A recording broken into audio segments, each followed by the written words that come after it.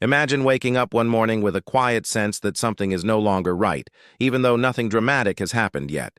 Your job is the same, your routine hasn't changed, and your bank account shows the same numbers it did last month. Yet, when you go to the grocery store, you notice that the usual items cost a little more. The increase is not shocking, just enough to make you pause. A week later, the same thing happens again. Over time, these small changes begin to feel heavier, and a question slowly forms in your mind. Why does everything seem to cost more while my income stays almost the same? This is how monetary decline usually begins, not with panic, but with subtle discomfort. Most people do not wake up to headlines announcing that their currency is failing. Instead, they experience it through everyday life. Rent increases feel harder to absorb. Saving becomes more difficult. Long-term plans are postponed. At first, these changes are explained away as temporary problems or external shocks. People are told that inflation is normal, that prices will stabilize, and that the system remains under control. History shows that this stage is the most dangerous precisely because it feels manageable. Trust in money remains intact even as its purchasing power slowly erodes. People continue to work, save, and plan under the assumption that the system will correct itself. After all, money has always worked before. Governments have always found solutions. The idea that a currency could truly fail seems distant and unrealistic. Yet this quiet phase has appeared before almost every major monetary collapse. It is the period where warning signs are present but ignored. Prices rise faster than wages. Debt increases silently. Savings lose value without obvious explanation. By the time people realize that the problem is structural rather than temporary, years of purchasing power have already been lost. This is not a story about bad decisions made by individuals. It is a story about how monetary systems fail in predictable ways and how ordinary people absorb the consequences without being fully aware of what is happening. Understanding this first stage is essential because once trust in money begins to weaken, the process rarely stops on its own. To understand why monetary decline is so destructive, it is necessary to first understand what money actually represents. Money is often mistaken for wealth, but in reality, it is only a tool that allows wealth to be exchanged, measured, and stored. It has no intrinsic value on its own. Its usefulness depends entirely on collective belief. People accept money not because of what it is made of, but because they trust that others will accept it tomorrow at roughly the same value. This trust allows modern societies to function. It enables long-term planning, stable contracts, and cooperation among millions of people who may never meet. When money works properly, it fades into the background of daily life. People do not think about it constantly. They focus on their work, families, and future goals. Problems arise when money stops being reliable as a store of value. The moment individuals begin to suspect that holding money will result in loss rather than security, behavior starts to change. People spend more quickly, not out of irresponsibility, but out of self-protection. Saving feels pointless when purchasing power declines each year. Inflation in this sense is not just an economic statistic. It is a psychological shift. It changes how people relate to time, risk, and effort. Money serves three core functions. It acts as a medium of exchange, a unit of account, and a store of value. The first two can continue to operate even during periods of inflation. People may still use money to trade and to price goods. The third function, however, is the most fragile. When money fails to preserve value, it undermines confidence in the entire system. This failure creates unequal outcomes.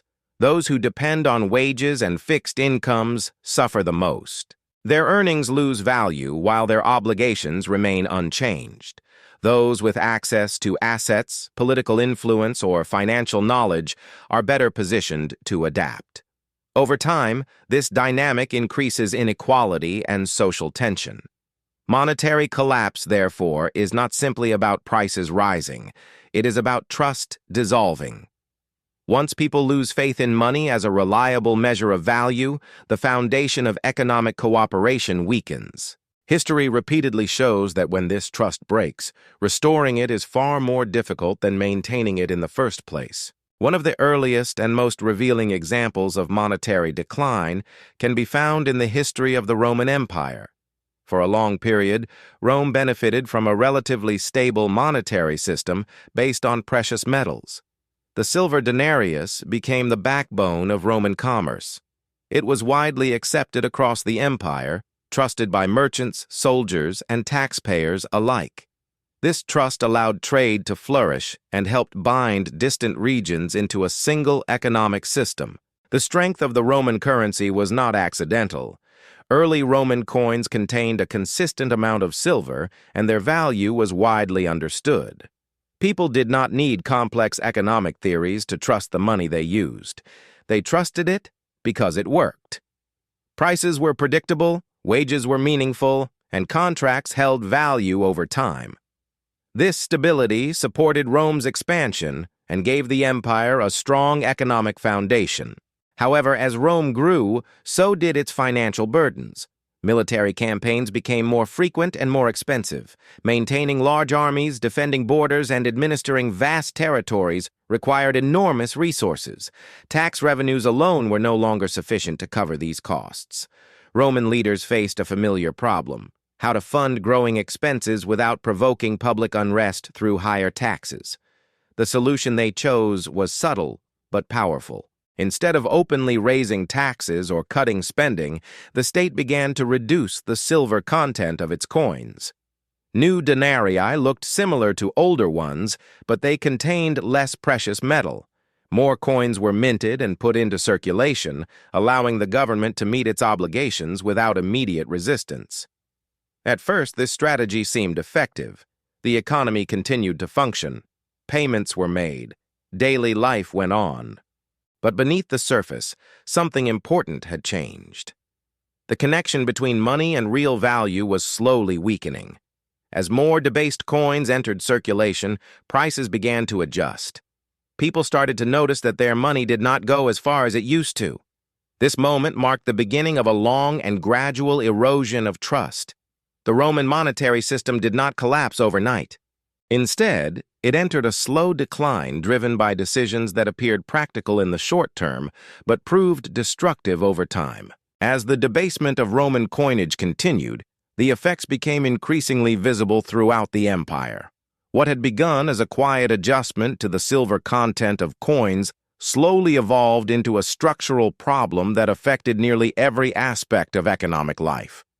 The government, facing constant military and administrative expenses, found itself trapped in a cycle.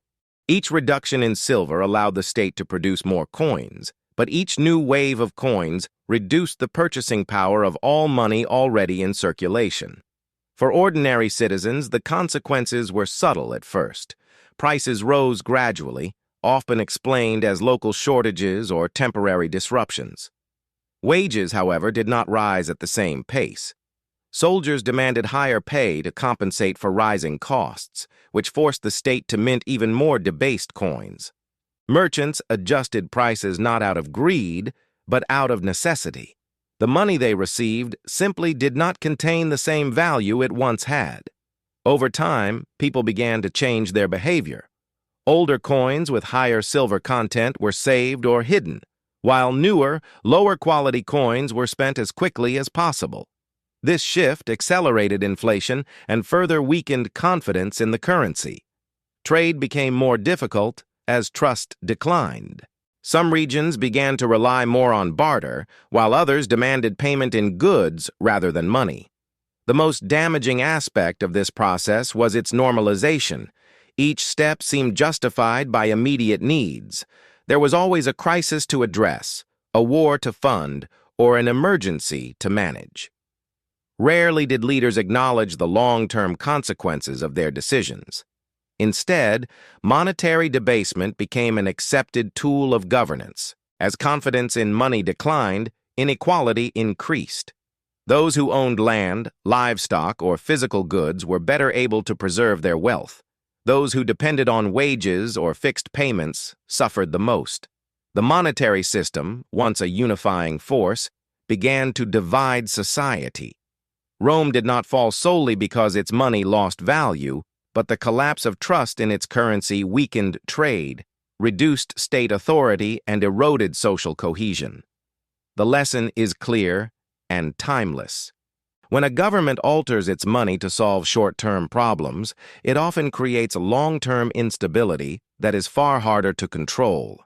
The monetary experience of Rome established a pattern that would repeat itself across centuries and continents. Whenever governments face financial pressure that exceeds their ability or willingness to tax or cut spending, they often turn to the same solution: expanding the money supply. This choice is rarely presented as dangerous. On the contrary, it is usually framed as necessary, temporary, or even beneficial. The long-term consequences, however, tend to be similar regardless of time or place. As more money enters circulation without a corresponding increase in real production, prices begin to rise. At first, inflation appears manageable. A small increase in prices may even be welcomed, as it reduces the real burden of debt and stimulates spending. Policymakers reassure the public that inflation is under control and that economic growth will soon restore balance. For a while, this narrative seems convincing.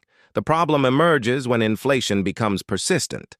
As people notice that prices continue to rise year after year, expectations begin to change. Workers demand higher wages to keep up with the cost of living. Businesses raise prices in anticipation of future inflation. Savers look for alternatives to protect their purchasing power. These reactions are not driven by fear, but by rational self-interest. At this stage, inflation feeds on itself. Rising prices justify higher wages justify higher prices, and the cycle continues. The velocity of money increases as people spend quickly rather than hold currency that is losing value. Governments, facing higher costs and political pressure, often respond by creating even more money, deepening the imbalance. This dynamic is particularly harmful because it unfolds gradually. There is no single moment when the system visibly breaks. Instead, the damage accumulates quietly. Purchasing power erodes. Inequality grows. Long-term planning becomes more difficult. People feel that they are working harder but falling further behind. History shows that once this process gains momentum, reversing it becomes extremely difficult. Inflation is not merely an economic phenomenon, it is a behavioral one. It reflects changing expectations and declining trust. When confidence in money weakens, restoring it requires far more than technical adjustments. It demands painful decisions, political discipline, and often a reset of the entire system. As inflation becomes a persistent feature of the economy, its effects extend far beyond rising prices.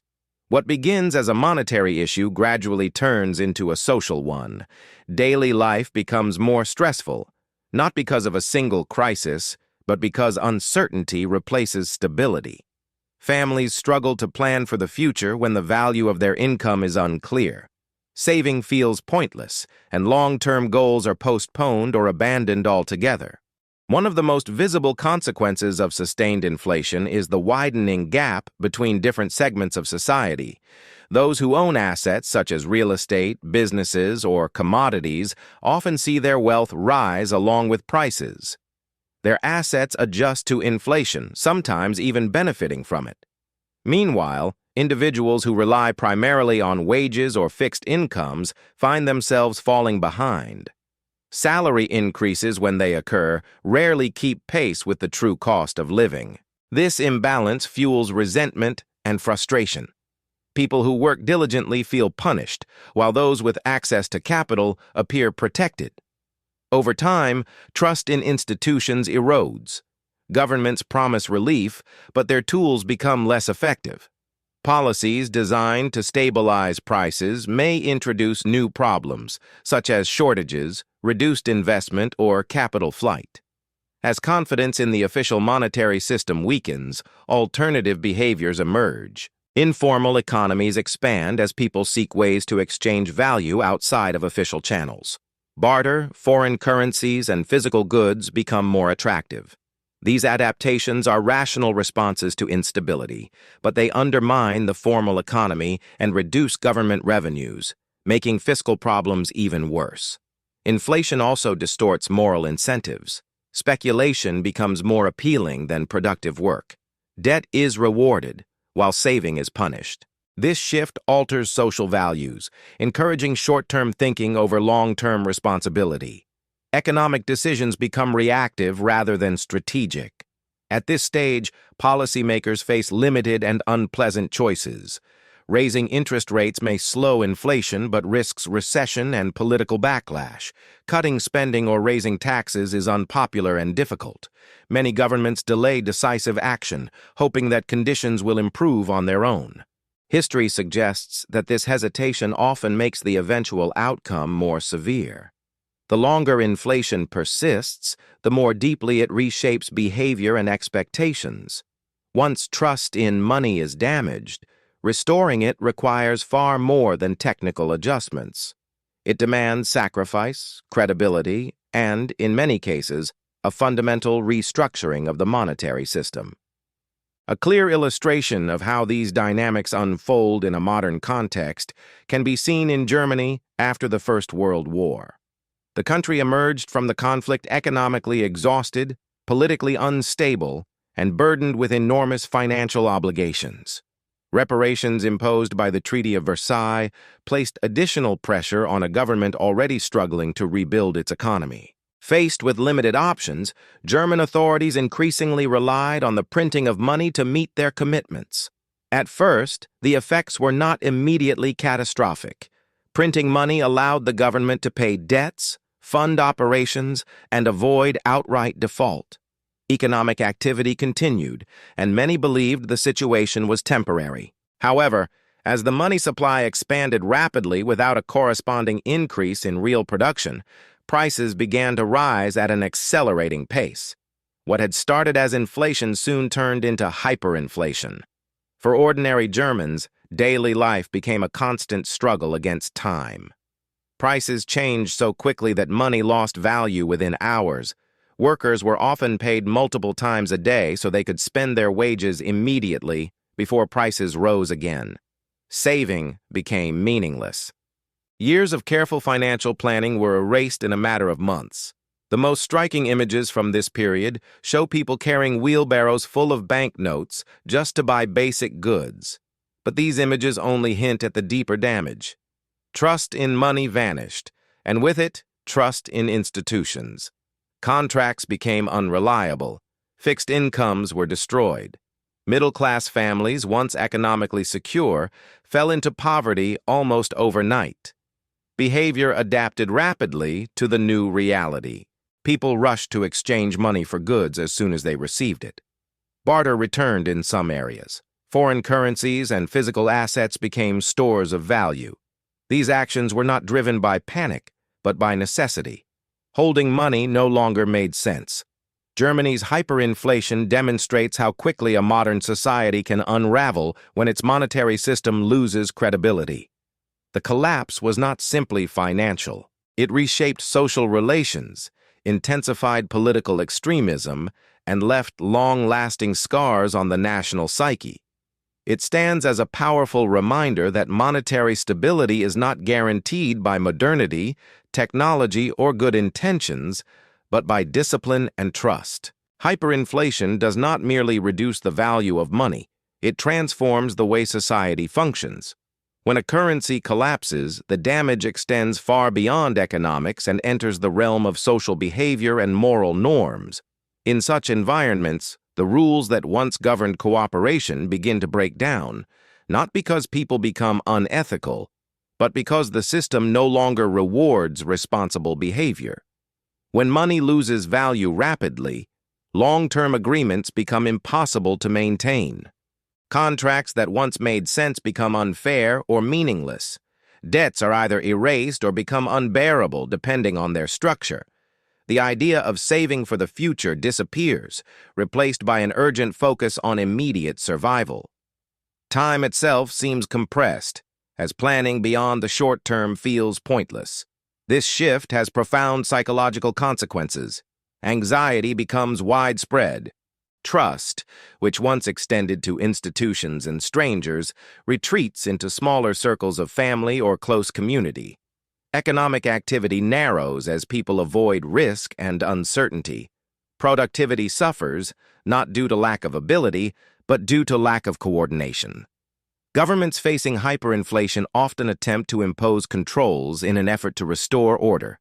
Price controls, currency restrictions, and emergency decrees become common. While these measures are intended to protect citizens, they often create new problems. Shortages emerge as producers withdraw from unprofitable markets. Black markets expand as people seek alternatives to official channels. Enforcement becomes increasingly difficult, further undermining state authority. Eventually, restoring stability requires drastic action. In some cases, a new currency is introduced, often backed by tangible assets or strict monetary limits. This reset can restore confidence, but only after significant losses have already occurred. Savings are wiped out. Wealth is redistributed, often arbitrarily. Trust, once broken, is slow to return. The critical lesson of hyperinflation is not that money printing always leads to collapse, but that credibility is fragile. Monetary systems rely on collective belief. Once that belief is destroyed, no amount of technical policy can immediately restore stability. Hyperinflation reveals the hidden foundation of modern economies: trust. And when that foundation cracks, the consequences are felt in every aspect of daily life. After episodes of extreme inflation or monetary collapse, societies are often left with a lingering question: could this have been avoided? In many cases, the warning signs were visible long before the crisis reached its peak. Rising debt, persistent inflation, and increasing reliance on monetary expansion rarely appear suddenly.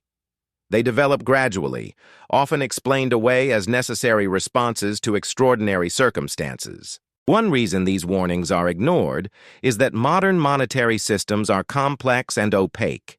Decisions about interest rates, money supply, and government debt are made by institutions that feel distant from everyday life. For most people, the system appears abstract and technical, something managed by experts. As long as daily routines continue, there is little incentive to question how money is created or sustained. Another reason is adaptation. People adjust to declining purchasing power by changing behavior rather than challenging the system. They work longer hours, take on more debt, or lower expectations. These adjustments reduce immediate pressure, allowing the underlying problem to persist. Over time, what once felt abnormal becomes accepted as the new normal. Governments also face strong incentives to delay action.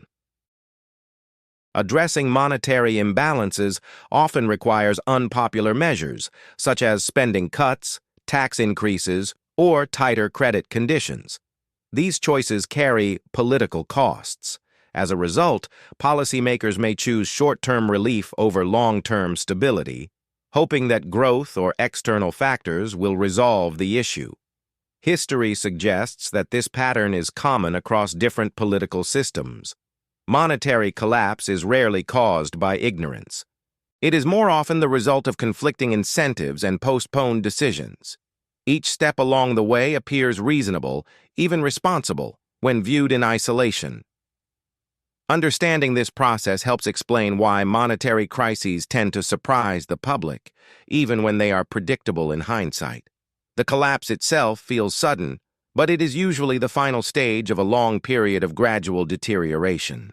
Recognizing these dynamics is essential for understanding how monetary systems fail and why prevention is so difficult once trust begins to erode. In the modern world, monetary collapse rarely takes the dramatic form of overnight hyperinflation.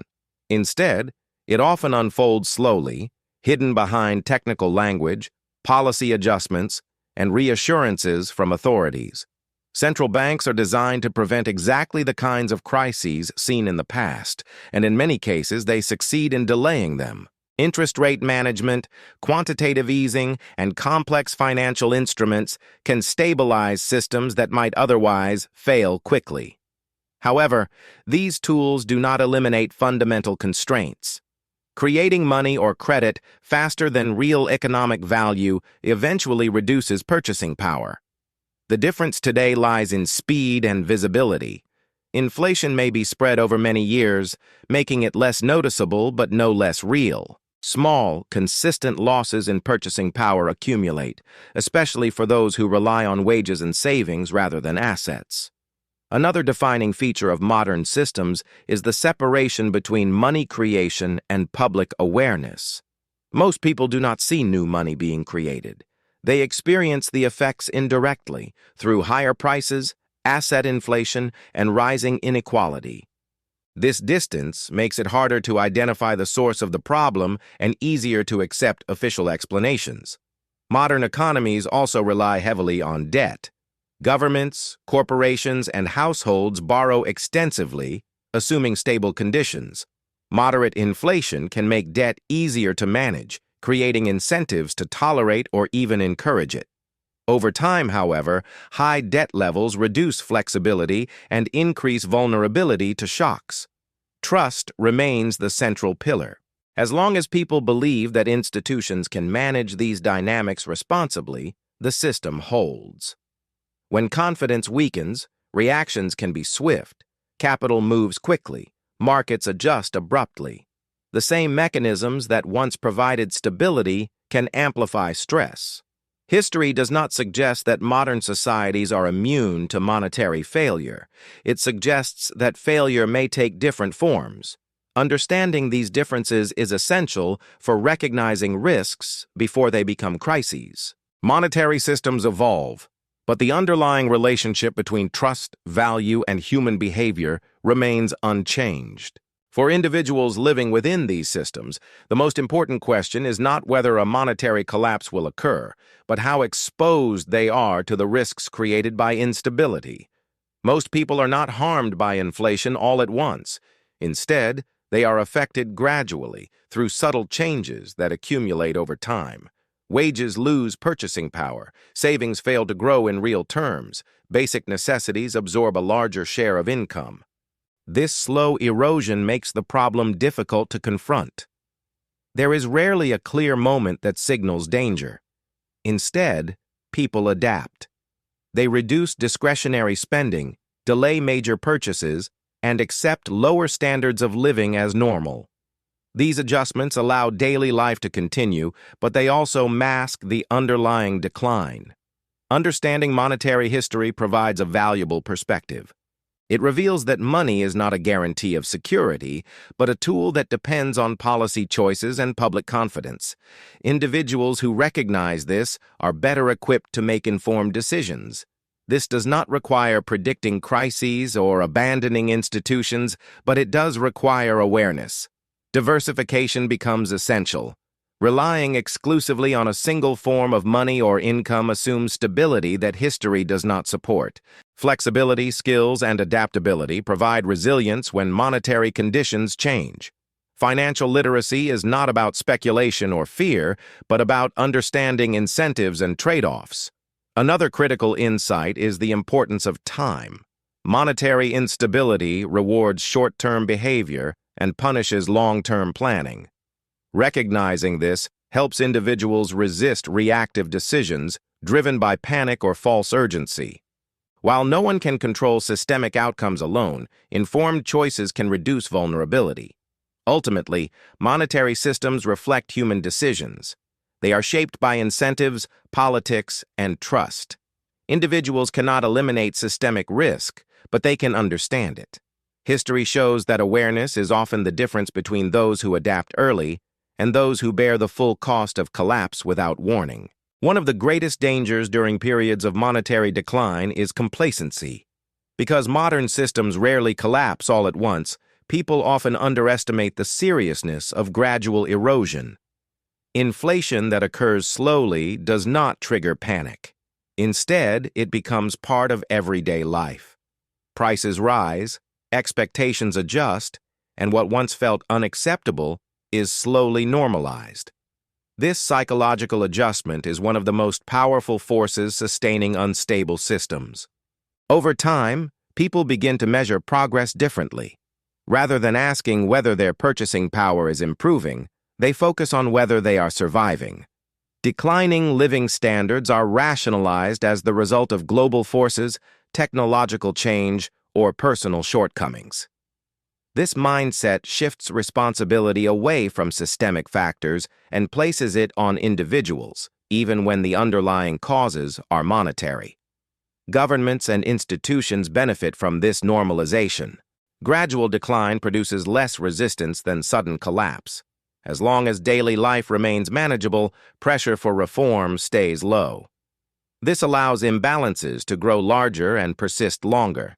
By the time public concern becomes widespread, the available options are often limited and costly. History shows that many monetary crises reach their most dangerous phase precisely when they appear stable. The absence of visible panic creates the illusion of control. Yet, beneath the surface, trust continues to erode. Debt accumulates. Real wages stagnate. Productivity gains fail to translate into improved living standards. Breaking this cycle requires awareness and honesty. It requires acknowledging that stability cannot be assumed simply because systems appear complex or well-managed. Monetary systems demand discipline and restraint. Without them, even advanced economies are vulnerable to slow decline. Recognizing gradual erosion is more difficult than reacting to sudden collapse, but it is far more important. Those who understand this dynamic are better positioned to question narratives, evaluate risk, and resist passive acceptance of declining value. History suggests that the greatest losses rarely come from dramatic failure, but from quiet neglect. Monetary collapse is often described as an unavoidable fate, but history suggests something more nuanced. While no system is permanent, collapse is not random. It emerges from patterns of behavior, incentives, and decisions repeated over time. When short-term solutions consistently take priority over long-term stability, risk accumulates quietly. Each compromise seems manageable, even reasonable, until the system reaches a point where adjustment becomes impossible without significant loss. What makes these patterns difficult to recognize is that they rarely unfold in isolation. Economic growth, technological innovation, and global trade can mask underlying weaknesses for long periods. Rising asset prices create the impression of prosperity, even when real wages stagnate. Credit expansion fuels consumption, giving the appearance of progress while increasing dependence on debt. These dynamics can sustain confidence well beyond the point where fundamentals justify it. History does not repeat itself in identical form, but it does rhyme. The mechanisms that undermined ancient empires, early modern states, and 20th century economies are rooted in human behavior. Incentives matter. Political pressure matters. The desire to postpone difficult decisions is universal. Monetary systems are not immune to these forces simply because they are modern or sophisticated. Understanding this does not require cynicism. It requires realism. Money is a tool designed to facilitate cooperation and exchange, not a guarantee of fairness or permanence. Treating it as stable by default invites complacency. Treating it as conditional encourages responsibility at both the individual and institutional level. For societies, this means recognizing that monetary stability depends on credibility, limits, and trust. For individuals, it means understanding that financial security cannot rely solely on assumptions of continuity. Adaptability, education, and awareness become essential qualities in an uncertain environment. The purpose of studying monetary collapse is not to predict disaster, but to understand vulnerability. Systems that acknowledge their limits are more resilient than those that deny them. History offers no promises, but it provides insight. Whether that insight is used or ignored determines how costly the next adjustment will be. When money fails, it rarely does so with a single announcement or dramatic moment. There is no clear warning bell that signals the exact point of failure. Instead, monetary decline unfolds quietly through small losses that feel tolerable in isolation. Purchasing power erodes year after year. Expectations are adjusted downward. What once felt temporary becomes permanent, and what once felt unacceptable becomes normal. This is why monetary collapse is so often misunderstood. People tend to associate collapse with chaos, panic, and sudden breakdown. In reality, the most damaging phase is usually the one that feels calm. It is the period when systems still function, when institutions continue operating, and when daily life appears mostly intact. Beneath this surface, however, trust weakens, and once trust is damaged, no technical solution can fully restore it overnight. History shows that those who suffer the most are rarely those who caused the problem. The costs are absorbed by people who followed the rules, worked consistently, and planned responsibly. Savings lose value, wages fall behind, long-term effort yields diminishing returns. Meanwhile, those closest to financial and political power are often better positioned to adapt, protect themselves, or shift losses elsewhere. Understanding monetary history is not about fear or prediction. It is about perspective. It allows individuals to recognize that money is not a neutral or permanent fixture of life, but a human construct shaped by incentives and decisions. It reminds us that stability is something that must be maintained, not assumed. This awareness does not require withdrawing from society or rejecting institutions. It requires asking better questions. How is money created? Who benefits from its expansion? Who bears the cost of its decline? These questions are not ideological. They are practical. The value of this understanding lies in preparation, not panic. History favors those who adapt early, who remain flexible, and who avoid blind trust. Monetary systems will continue to evolve, and challenges will continue to arise. What remains constant is the relationship between trust, value, and human behavior. When money works, it is invisible. When it fails, it reshapes everything. Recognizing that difference is the first step toward clarity.